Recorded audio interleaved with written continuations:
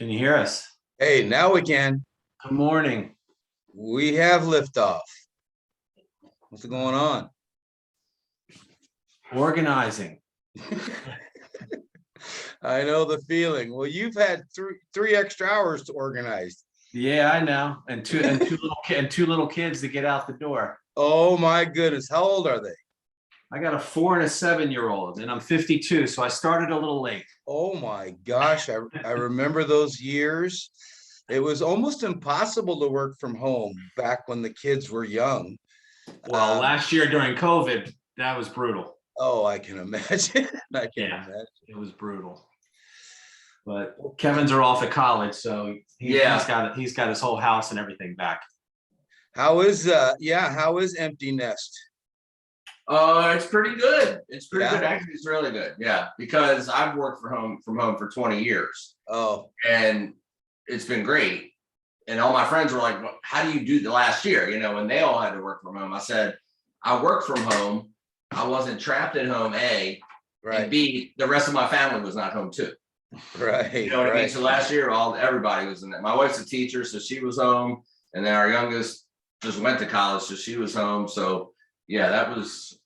I don't miss them. Well, I think that's what high school years are designed for, because when they're little, you don't want to get rid of them. After high school, you're ready. You're Yeah. ready.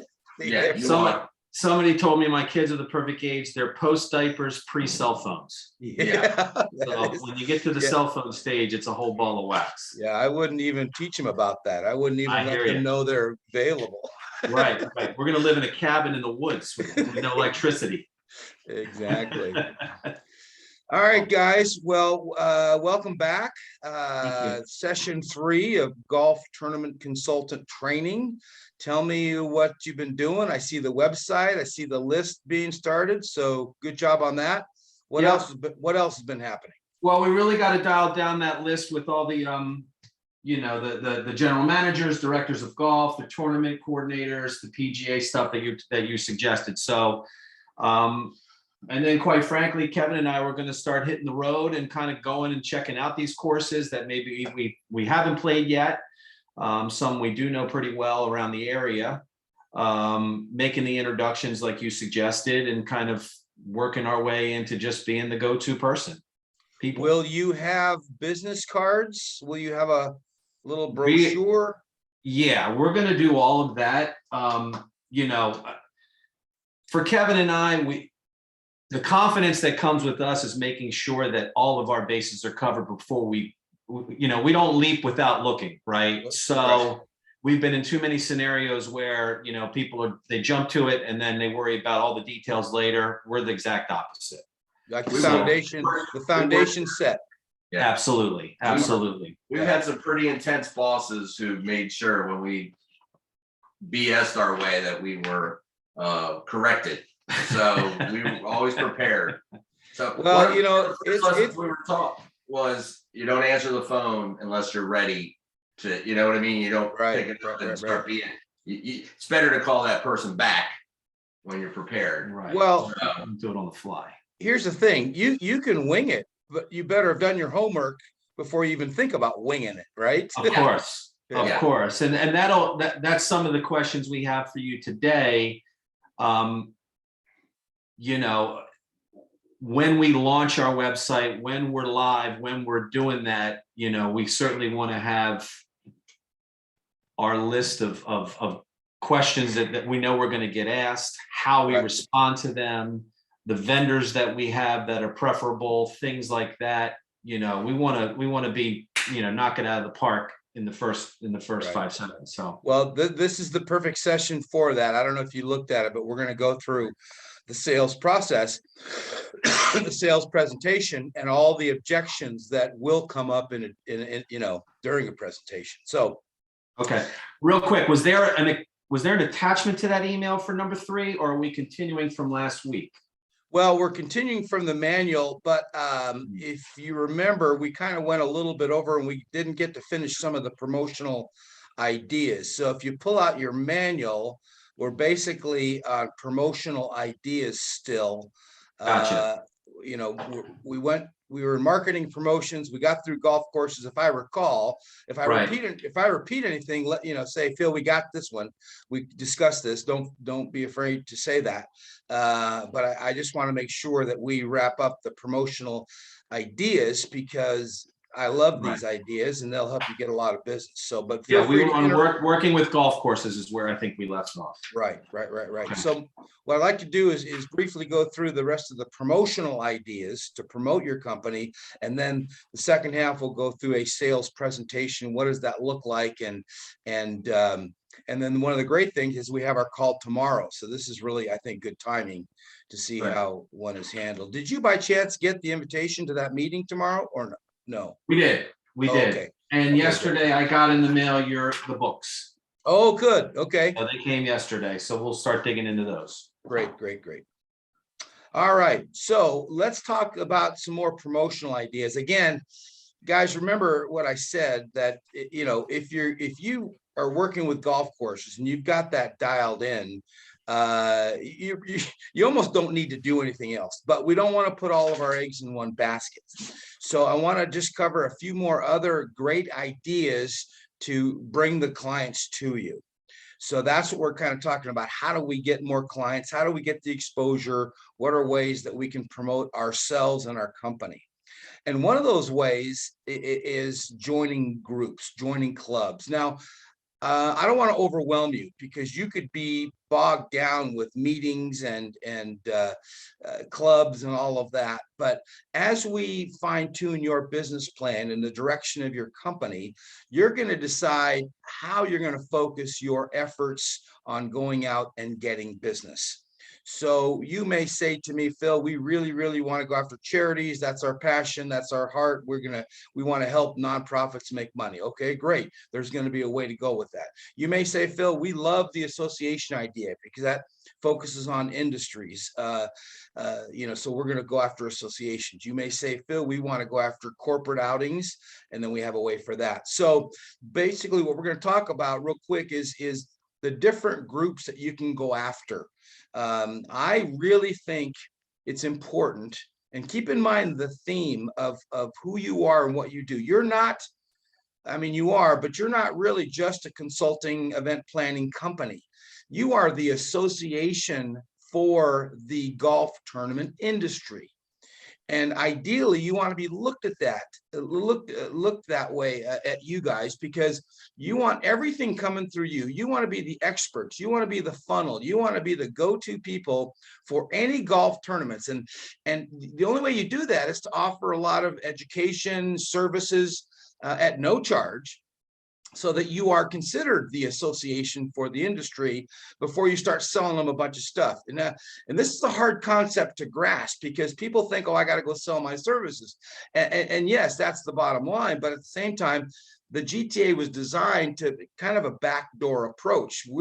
We have information. I get calls every day, and I give out free stuff every day, gives people a free little, you know, few ideas here and there, but eventually it comes around and I get the business. So that's how I want you to perceive. You're not going into a group or these organizations saying, hey, we're event planners and we want to get all your business. You're the association, you're experts, you're the funnel for this industry.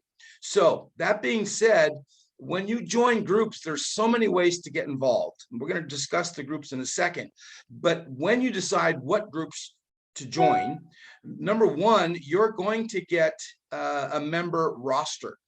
So you're going to get a list of all their members, which is invaluable. The emails, the phone numbers. So when you join a group, you'll get that. Some groups have weekly, if not monthly, at minimum quarterly meetings. They may have a small little luncheon. They may have a big, dinner. I don't know. Every group is different, but it's important to be there, because then you're rubbing elbows, you're networking, you're getting to know people. Most organizations association groups have an annual conference, whether that's a banquet, whether that's a fundraiser, whether that's some type of group meeting where everyone gets together, trade shows or whatever. So most of them have that. And then they all have some type of newsletter, whether that's a monthly newsletter, a quarterly newsletter. So your job is to figure out what area do you want to become an expert in? Do you want to be an expert in the charity world, the nonprofit world? Do you want to be an expert in the construction industry? Do you want to be an expert in education schools? Whatever direction you choose to be, you really, really, really want to dig in and become the expert, learn as much as you can, because when you're talking to let's say a school, you know what's going on with the school board and what's happening with education, because you are more educated with what they're dealing with, and you can better sell them. It's that simple. Understand if you decide to go with associations, how they operate and what's going on in the association world. So whatever direction, and you can't be an expert in all these. So I don't want to overwhelm you, but you got to pick a kind of a direction or two to become the experts. I love the direction you're starting to take, which is golf courses. If it was me, that's my first step. Golf courses. Become an expert. How do they operate? What do they do? Who are they? That's the first step. But other groups you can consider are these groups. If you decide you want to work with charities, there's an organization in your community called AFP, American Fundraising Professionals. There's a chapter there. All you have to do is look up AFP, Maryland chapter. You'll find them. I've worked with them in the past, and that's a list of all the major nonprofits in your area.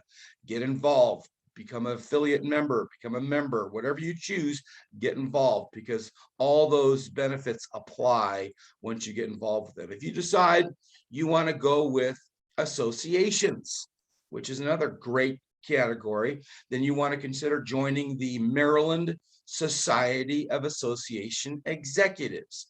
This is a local affiliate of ASAE, the national organization, American Society of Association Executives. What's great about that is every industry has an association, and this is the association for association directors. So it's going to get you in contact or get you exposure to the folks throughout your state who put on the golf tournaments. Associations are very famous for putting on golf tournaments, networking, fundraising, and actually, preferably, that's what I like. I love those types of organizations. Associations are big money, which we've talked about in the past. Another group you want to think about is called MPI, Meeting Planners International. There's a chapter there. These are all the meeting planners. These are all the people in your state that plan meetings, trade shows, banquets, festivals, you name it, they plan meetings. And so there's lots of them out there, and they do everything from weddings to, corporate outings. But most of them are not experts in tournaments in golf. So if you approach meeting planners, you're almost approaching them as a subcontractor for them. You say, hey, I know you got a lot on your plate. You got this conference coming to town. We can help you put together the golf segment of your meeting. So meeting planners, MPI, great group to belong to. If you decide to go after just corporate outings, you got to focus on an industry. So let's say you decide you want to go after the construction industry. A lot of contractors put on golf tournaments. Then you may want to consider joining ABC, American Builders. I forgot the exact words. There's all types of construction associations. So you'd want to join one of those construction associations as a vendor, as a member, whatever you decide, and get involved with them. If you want to just do schools are great. They all raise money. They all need to raise money. You may want to get involved with your school board or all the schools in your area, which brings up a lot of other schools like charter schools and private schools. They're all doing fundraisers, and you can become the golf experts in education, for example. The next group, huge, are civic groups. Those are the Rotaries, the Lions, the Shriners, the Kiwanis. They all put on golf tournaments, and they all don't do very well. So there's a natural in. And let me tell you what I've learned. Probably the biggest group out there is Rotaries. If you're a Rotary member, let's say in your neighborhood, and you're now a Rotarian. You're part of a fraternity. You can go at any other Rotarian group throughout the state and say, hey, we're Rotarians, and they'll give you more attention because you're part of their family. Same with the Lions and Shriners and Kiwanis and all those type groups. Chambers of commerce, they all put on golf tournaments. And most of those are networking groups. The problem is you can't join every chamber, but you may want to find the biggest one in your area and tie in with them and get involved with them. Churches are doing a lot of golf tournaments. Maybe the men's group, they're all doing fundraisers for the kids, the scholarship programs and that type of thing. Those are some groups to keep an eye on. Ministries are, religious groups outside of churches. There's a lot of things called Young Life for high school kids. There's Iron Sharpens Iron for men. There's Fellowship of Christian Athletes. They're all putting on golf tournaments. So great group to get involved in. And then there's a ton of competitions out there. There's a lot of mini tours. All you have to do is put in, mini golf tour in your state, and those will pop up. But there's dozens of little amateur as well as semi-pro mini tours going on throughout your region. So bottom line is, great promotional idea, join a group, get involved, learn that industry, and become the golf guys of that group. All right, any questions about groups? No.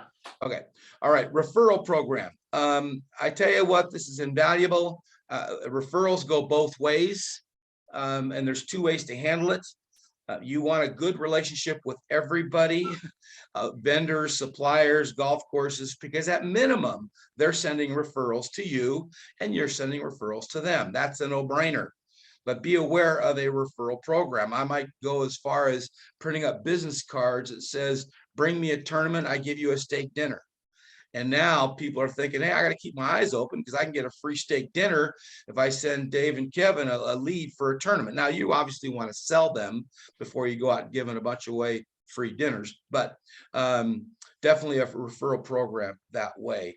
But I like to have agreements in advance before I start referring clients to my attorney, to my website company, to my blast email company. I want to know, what's in it for me.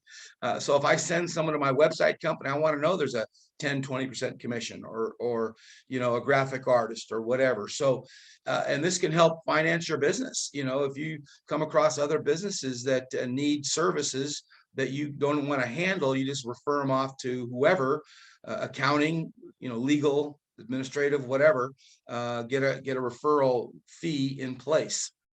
So, and the referral fee is coming from the particular vendor. Yes, absolutely.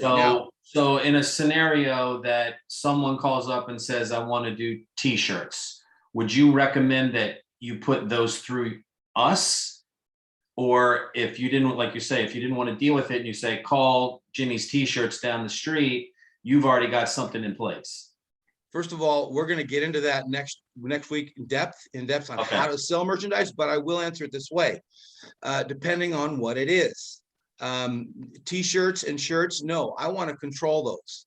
Let me tell you, because it's a large markup, because that's where it's a bigger. Yeah, if I just send it off, no, I don't have control. I wait forever for a commission check.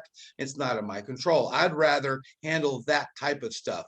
But if it's an attorney, what are you going to do? Handle the legal advice? No. Right. Attorney, accounting, hotels, a limousine driver, some of that stuff that you don't want to get involved in, you just turn it over. Right. But don't get me wrong. In some cases, for example, let's say a big, huge trade show comes to town and a meeting planner says to you, hey, we want a golf tournament, but we don't want to touch it. It's all yours. Here's a check for $50,000, make it happen. So now you are handling the hotels, the limousines, the t-shirts, whatever it takes. Sign, everything comes through you. They write you a check for 50 grand. You pay everybody off and the rest of it's yours. So again, it's going to depend, but there's things that I don't want to deal with. For example, a website. We got a new website, and I just said to the guy, hey, I gonna, promote you to some of our clients. What do I get? He said 20%. Boom, done. Next, same with our new email service, same situation, 20%. So I don't want to handle all of that. But when it comes to stuff relating to the golf tournament, yeah, I want to handle that. Make sense? Yes. Okay. All right. So referral program. Here's one that I'm really a stickler on, and most people don't do it. We do it on a weekly basis, and it reaps tons. But hardly no one else does this, and I don't know why. Well, I do know why. It's a lot of work, and that's simply a monthly or quarterly newsletter. This is a powerful, powerful tool, and I think it's better than social media. I think it's better than a lot of programs that you have out there, because one, there's an old saying, out of sight, out of mind. So let's say you talk to somebody this month and they said, well, we're not doing a tournament for 6 months. Okay, you forget about them, they forget about you. But if they're in your database and they're getting your monthly newsletter, now when it comes for them to make some decisions, you're fresh on their mind. So I really love newsletters. Don't worry about content. It doesn't have to be fancy, but some type of informational piece that goes out once a month to your database. And you can be lazy and do one for everybody, which is fine, but you can get real focused and do one for golf courses and one for tournament planners, because there's different content for both.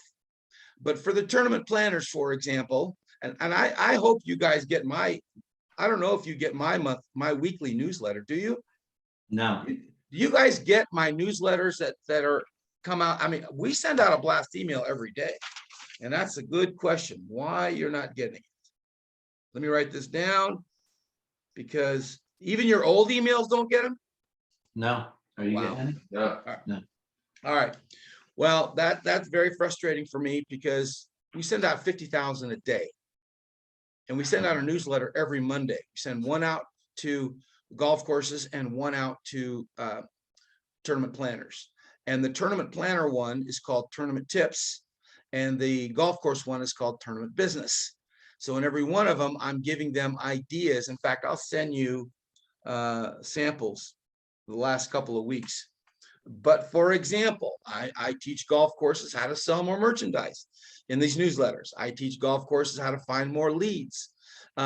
So they're lazy. They're not going to do all this stuff. That's why it's important that you go in the back door and work with them and help them do all this stuff. But I'm still giving them the ideas. But most importantly is your tournament planners.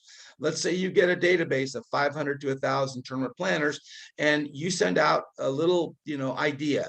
Maybe it's, what is a scramble? How does a scramble work? That's the tip. And then you're saying, oh, by the way, we have a special on polo shirts, $14 with a logo. Don't forget to have a tournament website. We work with Birdies, little things that help not only promote or educate them, gives them a reason to open it, but promotes what you're doing in a kind of a subliminal way. Does that make sense? Yeah. But out of sight, out of mind. If you're not staying in front of these people, they're going to forget about you when it comes time to buy. So a monthly newsletter, and don't worry about articles or ideas. I've got a million of them. You'll never have to think about something to write. Okay, here's a big idea. When you're out talking to these golf courses, I want you to ask one very important question. Do you host a VIP day? Okay, what is a VIP day? Some of them do, most of them don't. A VIP day is a one-day outing for their customers. They invite all their tournament customers out to a free golf tournament and food to say thank you for your business. Every golf course should do one. If they're not, they should. So if they're not, you should maybe suggest, well, if they aren't, suggest that idea. If they are, tell them you'd like to help them and work with them on that concept. for one, to bring in new potential customers. But more importantly, what I love to do is combine it with an education day, to do our seminars, maybe in the morning, to do a 1-2 hour seminar on how to produce a golf tournament, which you guys can do. And then they have the golf outing, the VIP day, in the afternoon.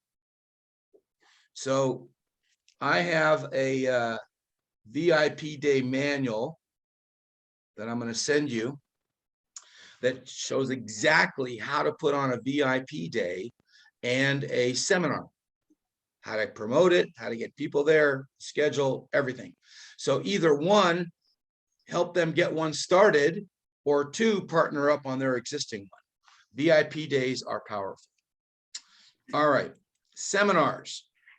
We could spend 2 hours talking about seminars, but I believe in these. They're powerful. They work. You can't do one without them working. As I've mentioned, I think I told you I did over 500 seminars throughout the country over the last 20 years, and every single one of them has brought me business. So here's the concept. You host a seminar on how to produce a golf tournament that's free to customers, to potential customers, tournament planners. You give them just enough information to let them know that you know what you're doing and they don't. You become the expert. When you're up front, you're seen as the expert. So you do a seminar, you'll get clients, period. It's that simple. So what are the ways you can do it? There's many ways to do it. There's nothing that's set in stone. The way I do it is a golf course pays me to do a seminar. They fly me in, I do a 3-hour seminar, they pay me a fee, and they get the exposure because they invite all the charities to their place and they get the business from it and I get paid. That's how I do it. But you don't have to do it that way. In fact, that's how I met Jeff Mose back in the early days. He brought me out to do a seminar at the golf courses that he represents. And that's how we've been tied together ever since. But there's a couple ways to do it. One, a golf course can bring you in and not pay you a fee, but just partner with you on it. They host the room, they host the lunch and a free golf, and you give out the information. It's a promotional tool for them. Okay, that's one way to do it. Another way to do it is you go get a hotel room. I've done it this way too. You go get a conference room in a hotel, and whether you have 10 people or 100 people, you either rent the room or you buy lunch and you get the room for free, and you do a seminar in a hotel. Another way to do it is do a smaller meeting, maybe once a month on a Tuesday evening in someone's conference room. You say free 1 hour, 2 hour meeting on how to produce golf tournament, or even a Zoom meeting. You could even do a Zoom meeting. The good old days, we did everything face to face. Zoom seems to be the way, but I'd rather do it face to face because it's not as easy for them to walk out as it is to click off. So doing seminars is powerful. It helps you get exposure, perceived as the expert, and you'll get clients from it. Make sense? How far do you go in those seminars of explaining how to host when you want to be the host? Does that make sense what I'm asking? Yeah. Well, believe it or not, my seminars are 3 hours. And I cover a whole, well, really about 2.5 because there's a break in there and so forth. But I cover a whole lot of stuff. And my objective is to give them just enough to let them know I know everything and they don't. Mm-hmm. Just enough to say, here's a great idea, but I have a million more. Mm-hmm. You follow me? So I want to give them the basics. I want to overwhelm them. But I don't want to give them so much where they think they know they can do it on their own. And you're going to have those, don't get me wrong. Mm-hmm. But again, you want to give them enough just to get them excited. I mean, guys, this is no new concept. Every day you get an invitation from some retirement, a free seminar for retirement financing, or how to handle Social Security, or how do you handle your financial, stocks or whatever. It's all free. Why? They want to get in front of you, show you just enough to say, hey, come work with me. Make sense? Yeah. All right. Yeah. And remember, let me back up and remind you guys that you do not need 1,000 customers to be an event planner or consultant. You can't handle that. You don't have enough hours in the day. So if you get a half a dozen clients and the other 900 just buy a shirt from you, you're golden, Mhm. right? So Mhm. when you do a seminar, don't expect to get every one of them, but make it clear we have the best products and the best services at the best prices. So they may say, well, we've been doing our tournament for years. We know what we're doing. We've got it handled, but we sure would like a good deal on shirts. Boom, there's a client. Yep. Right. All right. Okay, so seminars are powerful. Another really great thing, you ever been to a Chamber of Commerce open house or a mixer? They're powerful. And usually the chamber will host it. It'll be at a local business that just opened up, and there's free cocktail and hors d'oeuvres. Okay, I love these mixers. If you can't get the golf course to host a VIP day or a seminar, get them to host a mixer. Tell them you're worked together on a mixer. They host it. They offer the cocktails and the hors d'oeuvres, and you'll bring in all the, or you'll help bring in charities and associations to a free mixer, and you call it the golf tournament mixer. And now you get a bunch of people hanging out. You may have a speaker for 5-10 minutes, but you're meeting people and they get to see the golf course. It becomes a win-win for everybody. All right. Mhm. All right. So those are just some promotional ideas mixed with ones we talked about earlier. And you can't do them all, but pick a few, try them, see what works best for you, and then get after it. All right, this last half, I want to talk about the selling process. What does it look like to sell somebody? How do you make a presentation? How do you overcome objections? How do you close the deal? So first of all, my main thing, and trust me, I get phone calls every day, as you can imagine, and I get emails every day. And so I always like to start off with questions. So for example, someone calls me and says, hey, Phil, we're putting on a golf tournament. Can you help us?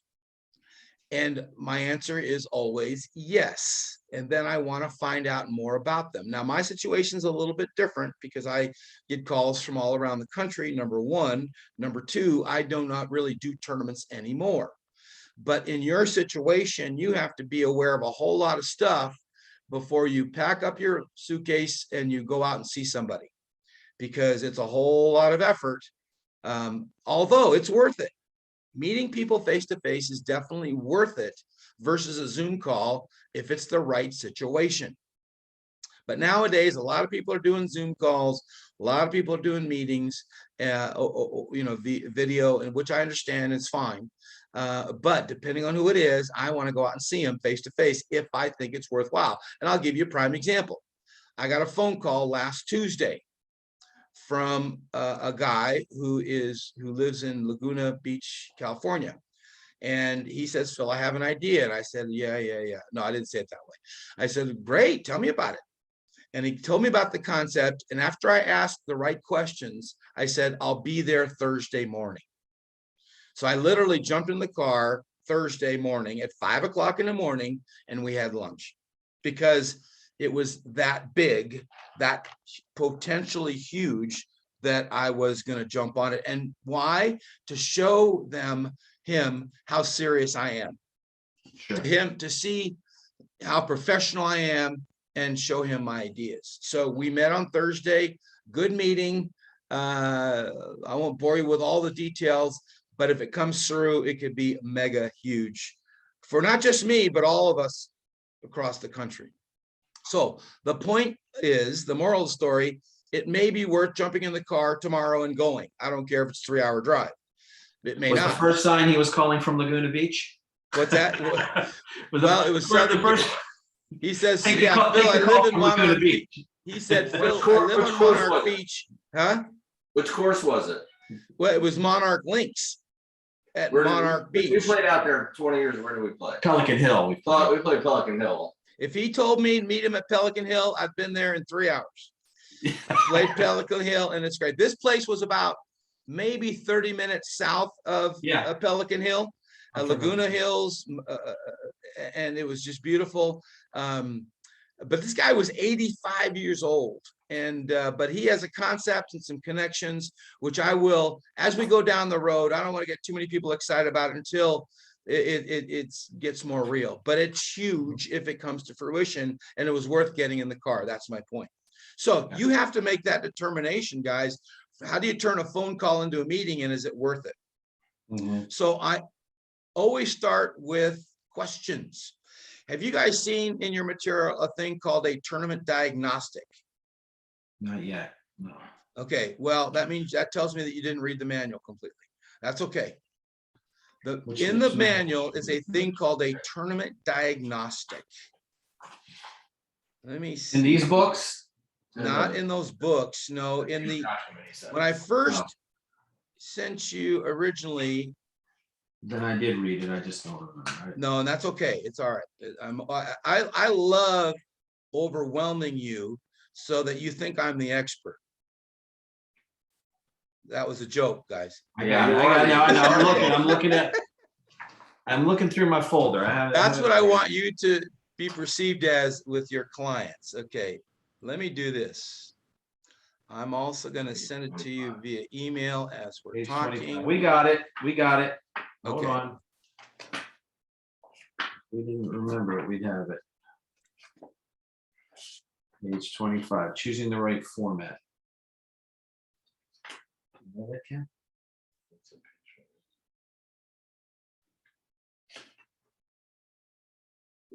Anyway, so go ahead. So Okay. we right, will so- sit down, we will review afterwards. Well, here's the bottom line. The bottom line is this little tournament diagnostic, which I developed, is a huge tool in asking the right questions.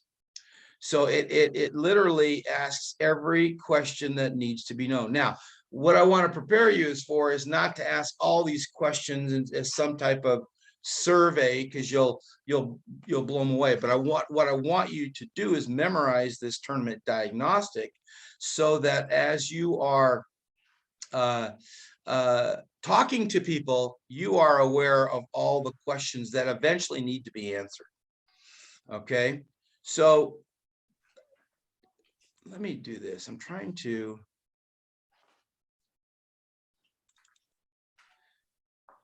I want you to have this in front of you.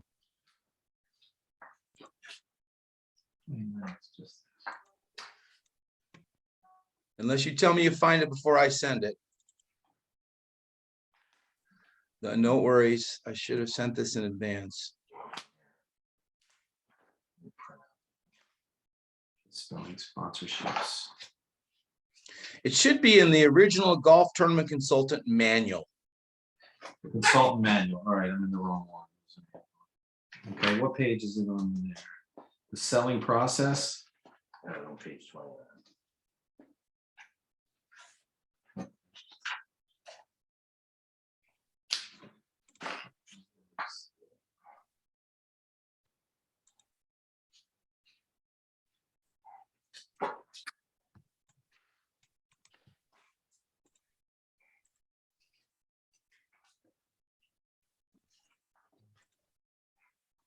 Tournament diagnostic. Is that what I need? Got it. Got it? Yeah. Okay. Well, plus I just emailed it to you too. Okay. All right, but here's the point, guys, and I don't want to, dwell on it, but the bottom line is, for me to move forward, and this is any sales presentation, this is not revolutionary, but the goal is to ask questions. So before I get into, my little presentation, before I start rambling on, I want to ask a lot of questions. And here's some key questions that I'm going to ask, about that phone call. So have you done it before? How many years? What was the purpose of this event? How many players did you have? Where did you put it on before? What did you charge? Did you have sponsors? Do you have a committee? All these questions, as many as I can ask, I want to find out before I start rambling on. Because I get phone calls every day from people that say, we've never put on a tournament. We don't know what we're doing. It's me and my brother. We just started a foundation for my dad who died last month of cancer. Okay. Mhm. All right. I'm not going to jump on the road for that. Mhm. And you may not want to either, although in the beginning it's going to be a little bit different. So the point being is you want to qualify somebody before you get into any type of presentation to see what the potential is. And here's the key to finding out the potential. Tell me about your board of directors or your committee. This is very, very powerful because you will find out the potential of earning potential if they have a very well-connected, powerful committee and or board of directors. This is for a charity event is what I'm talking about. Mhm. So, and that's mainly what you're going to get phone calls from is charity events. So I want to find out what their potential is. So as we mentioned earlier, we're going to ask some questions. Now, as we also discussed, and you've already said it earlier, you want to know everything before you get on the phone, before you start making presentations. So you want to know your stuff. You want to know about your vendors. You want to know about your services. You want to know about your competition. You want to know much about your market. You want to know everything you can before you get on the phone. So the first step is what I call pre-call planning, knowing your stuff. The second step is that first couple of minutes. I hate someone who calls me and says, hey, I want to tell you about such and such product. I'm here to sell you. I want to break the ice. I want to get to know them. I want them to get to know me. And I want to, how's the weather? What's happening in your part of the city? What's new with your organization? I'm going to break the ice and make them feel comfortable. Step number 3 is these questions. I want to ask some questions before I get into it. They always say, can you help us? And then my answer is, well, tell me a little bit about your event, your organization, your depth, your people. Who makes the decisions? Do you have a board? What's your goals? What's your vision? And based on that, then I can make a presentation. I got another phone call from a guy last week, and again, normally I wouldn't take this type because the one I went to California is a nationwide mega deal. The one here, and I jumped in the car and drove 6 hours to meet him. I got another phone call last week from a guy who does a little local event here. Says, Phil, we really need your help.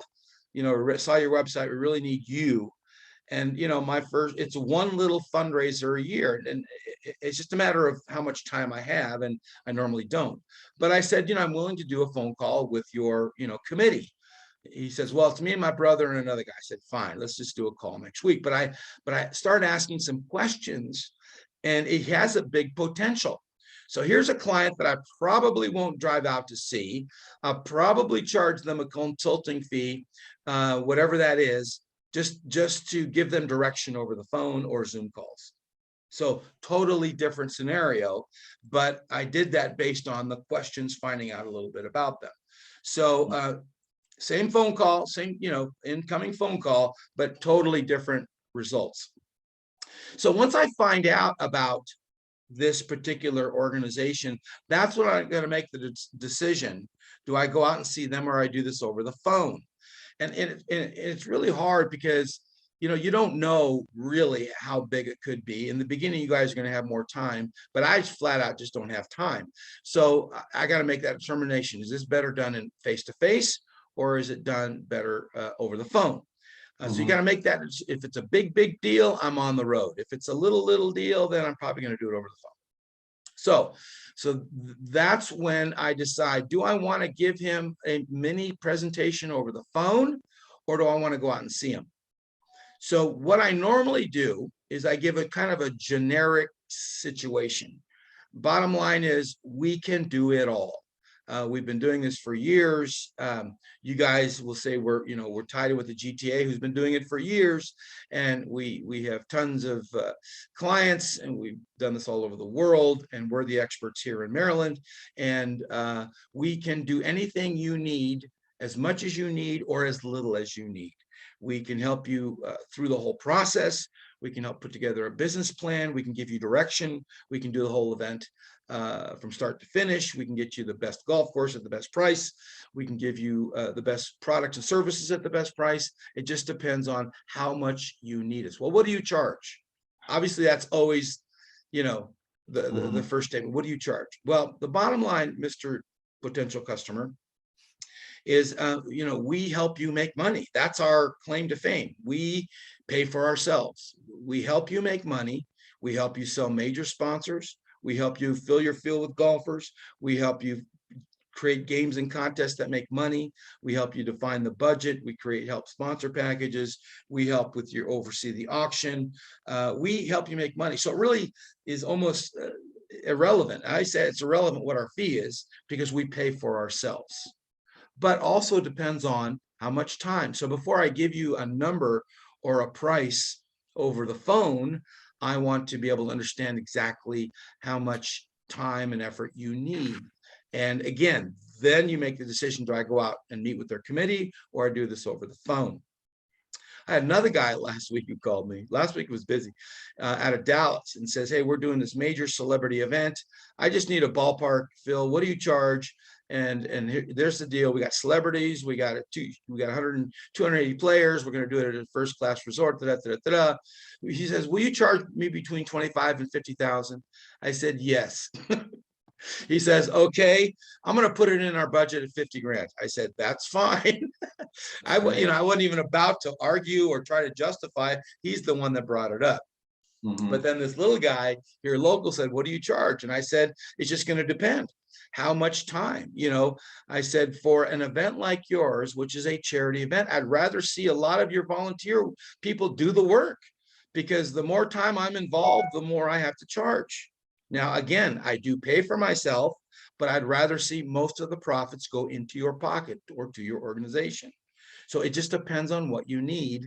And I'd love to make a presentation to your committee face-to-face, or I'd love to do it over the Zoom, whatever you choose. Now, let me ask you right there. Right. If someone's still drilling down on you, yeah, for that number, how do you play it? It's very simple.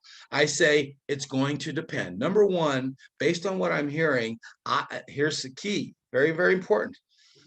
You told me you made 8,000 last year. I believe, based on what you're telling me, it sounds like your event could triple or quadruple that. So I believe if you work with us, we'll be able to help you make $20,000 to $30,000. Now, and how confident? Now, why are you so confident in that? I mean, obviously your experience, but someone like Kevin and I, that sounds to me a bold prediction. Right. And yeah, and you definitely got to be a little more careful. So you may want to say we can double that. Okay, yeah. We can double that. Now, and I'm guessing it's all like if they only have 70 golfers, if you double the field, you know, you've already. Exactly. So you can say a little bit more conservative and say, hey, I can show you how to get in there. And they're starting with, like, if they said their events next month, I would have said, you know, let's start working on next year. I'll help you for next year's event, because I'm not going to help you in 30 days. And I've had that. But if he tells me this is for next spring, we got 8 months to work on it. I've got some great guys who are willing to be on the committee. They have a great association. This is for some orphanage of some community, and I forgot the ethnic group, but it sounded like they had a lot of potential to me from the community that they're involved with. So I felt, hey guys, with plenty of time, if you do what I say, I think we can triple or quadruple your fee. I got you. So depending on how much time you need of me, I'm going to be charging between, you know, $1,000 and $5,000 to $10,000. But you're going to make 30. And so that kind of diffuses my fee. Understood. You know what I'm saying? Yeah. Yeah, I understand that. I'm going to charge you 5, but you're going to make 30. And you particularly are going off of what your hourly rate would be when you come up with the final number of charging? You're based on an hourly rate. Well, in your head, you are. I don't try to nail it down to the hour. I kind of in my mind say I'm going to spend, you know, half a day or, you know, probably, yeah, I guess hourly would be right. I'm going to spend 10, 20 hours with this guy and this committee and do the training. And that's based on, what I think I'm going to make. But also it's not just about that. It's about if they're going to make, if I think they can make 30, I should make at least 20% of that. Right. Mhm. So that's going to be my fee.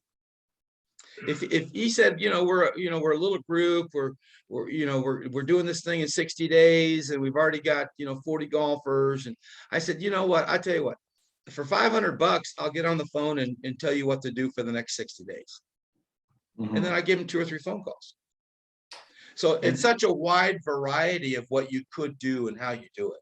Understood. This is the part where I get it, when it comes to the dollar number, everybody's ears perk up, obviously. Right. And then when you're charging that, that's a fee, and how would that be paid out? For instance, are you including your upsell of the shirts? Are you including any of the other things? Or is it, this is my flat fee that once all the money comes in, some of it's running through you, some of it's not running through you, I would think. Like, Right. how do you control that payment? And again, it's going to vary across the board. In the perfect world, they say, Phil, we got a budget for 50 grand. Here Right. it is. Figure it out. Make it happen. Boom. Right. And then I kick butt in that situation because, I don't feel guilty because that's what their budget was. And I'm going to get everything as low as the price I can with being quality. And I'm going to keep as much as I can. I had one event. My fee was $25,000 just for the consulting and event planning. But then they wanted me to buy all the stuff and, I marked it up and I made another 50. And this was a huge, huge deal. Mhm. But at the So same what time, I'm hearing is you're breaking it down into consultant and planning is basically under the hourly rate thing. If you want extra of us going and securing all the other things, that too, but that doesn't necessarily need to be promoted. yeah. And so the answer to your question is going to be in the agreement. What you're going to say in your agreement, which I'm going to send you contracts and proposals and all of that after Mhm. today. But basically it's going to say, for this fee of $5,000, we do this, this, this, this, and this. I gotcha. Okay. And then below, expenses and out-of-pocket expenses will be additionally charged if needed. So depending on, the guy may say on the committee, hey, my brother-in-law can get his shirts, for $5. Then go with those shirts. Mm-hmm. I mean, if they're decent. But if they don't have a contact, then let me get the shirts for you. I can get them for you for $12. But in reality, you get them for $8 and it becomes a win-win. But now you want to be careful. You don't want to double dip, too much. You want to be careful with that, because I feel guilty sometimes, especially for a charity. A charity and association are 2 different, worlds. If it's a charity and they're trying to raise money for their cause, I don't want to double and triple dip. So I may charge my fee and then charge them cost for everything else. Understood. But if it's an association and they get into it and go, Phil, just do it. Just handle everything. Okay. Right. You know what I mean? So I try not to double dip too much if it's for a charity. Because I still want to be honest and have character and let them know, because if they find out down the road that I charge them too much for shirts and I charge them for a fee, then, it doesn't feel as good. You know what I mean? See what I'm saying? I would assume with the internet and the searches that people can do, you really have to be careful on that, right? I mean, You absolutely. and they don't look at apples to apples sometimes when you're going, well, hold a second, I got a 60%, cotton blend shirt or whatever it is, and you're looking at, a burlap sack. But they go, well, I could get it for $5 and you're charging me 12, right? You probably get kickback on that a lot, I would think. Yeah, you absolutely will. And then you've just got to, in a professional manner, tell them the difference. Right. You're more than welcome to do that, Mr. Client. And if you feel good about the quality, my concern is that a lot of those times those shirts don't come in the right sizes. They don't come in the right quality. The logo's not done right. So you're more than welcome to do that, especially if it's a charity. I feel like part of the sales pitch too is the convenience. I know a lot of these charity organizations in particular, they're doing their regular job. Right. And by the way, you're going to run a golf tournament. They don't really. So, and that's we our have pretty good instincts about it, but there is a fee for we're gonna take that off. We're gonna make this easy. You're just gonna show up. You're gonna bring the volunteers. We're gonna take care of backroom operations. But I mean, I'll give you an example of, you know, we put new carpet in the house. And I had the carpet number, I had the everything is exactly the same, and the guy's charging me $8 a square foot. And I plug it in and I find it for $5, exactly what I ordered, and you know, all I need is an installer. And do people shop like that? I think they do. And when you get confronted with that, you will have to somehow address the upcharge, I guess, and maybe the convenience of, I don't know. This is where integrity and character come to play. 100%. If you've done your homework, you know the answers, you're just going to be flat out honest. Yes, we charge a little bit, but that's why we're saving you time and saving you money, because time is money, and we're just taking the workload off your shoulders. If you think you've got a good deal, then Mr. Client, go for it. We're here to support you. Our role is to help you produce the most successful event possible. We're not here to make, you know, to rape you for money. That's not our job. Our job is to help you be successful. But our time is valuable as well, and that's what the difference in that price is. Exactly. And you're right. I'll do the same thing. If I find a carpet and then I can hire an installer, you know, for $1 a foot, boom, guess what I'm doing? You know? Right. So, but one guy's going to charge you for convenience, like you said, Kevin. That makes sense. Do you feel that if they do take it to that step, that they look at you differently, that you upcharged it? Let me ask you a question. Do you ever charge a fee for the merchandise? And what I mean is, so we're going to charge you $5,000 to produce your event. Here's what we're going to do. Oh, you need t-shirts? Well, it's our fee's $300. Just charge a flat fee or a service fee. We're, you know, not, it's going to be $12 a shirt plus our $300 for the hour or two it's going to take us. Is that a more clean way to do it? I mean, I've never done it that way. It makes sense, but normally I would just include, if it's $300, I'm just going to include that in my fee for everything. Okay. You know, if they choose to do it on their own, I let them, you know, that's fine. We'll talk about it. I mean, I know there's, you know, well, here's the bottom line, guys. There's a lot of flexibility for how we instinct. That's exactly. And every client's different, and exactly. You're going to have to play it by ear. And if you have the client's best interest, you're not going to want to rape them just for $300 for a shirt, right? Because if you help them be successful, let's say that you got them their shirts, they paid you a planning fee of $5,000, you got them their shirts at cost, they love you to death, and you got a client for 20 years. Exactly. So you got to weigh it out, right? Don't be penny wise and pound foolish. Exactly. So in your presentation, bottom line is, you want to emphasize the fact that, you know, what you do, how you do it, you're here to help them make money and save money, and you pay for yourselves. I even go as far as saying, if you work with me, I'll give you a money back guarantee. If you do what I say, that's the important thing. If you do what I say. All you got to do is work out 12 hours a day. I've had people that say, you know, well, not very many, but I think I had one that said, you know, we want our money back. And I said, well, you didn't do what I told you to do. You didn't give, I have everything in writing. I have emails, I have meeting notes. You were supposed to do this, this, and this. But most of them don't get that far because they realize they didn't do. I have clients that say, yeah, Phil, we know we didn't do what we're supposed to do and we fell short. Okay, there you have it. But here's the magic, guys. You said earlier, Dave, what if they press you for a fee? I do not like giving an exact fee up front until I know all the facts. Sure. Until I know how much time I'm going to spend. So I'd rather go meet with them, understand who's involved, how many people on their committee, what their potential is. And then even there, I don't give them a number. I go back and say, let me put together a proposal and then get back with you, because it's much more powerful when I can show them the budget. See, all my proposals have a budget. This is the potential. You can net 30 grand. My fee is 5. Right. That's a lot tolerable than saying, here's what we do. My fee is 5. That makes I get it. sense? Absolutely. If they Yeah. can see what you will help them make, oh, I'm more than happy to pay you 5 if you're going to help us make 30. But then you got to do what I say. Mhm. So, and how we charge is I like to charge a monthly retainer. So let's say it's 5,000 and this project's going to take 5 months. I like to take 1,000 up front and 1,000 a month because I Mhm. love monthly cash flow, right?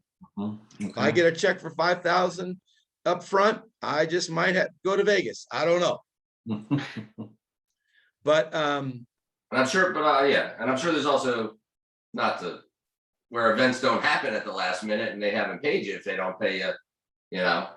well, They exactly. wanna, they may want to wait until their event, then pay you once all their revenues come in, and you're like, Yeah. well, then something falls apart at the last minute, so. Right. That's done it exactly before. right. They didn't spend their money wisely. There's a problem. So, I try to get paid all along the way. It keeps them motivated to do what they're supposed to do, keeps me motivated to keep working hard.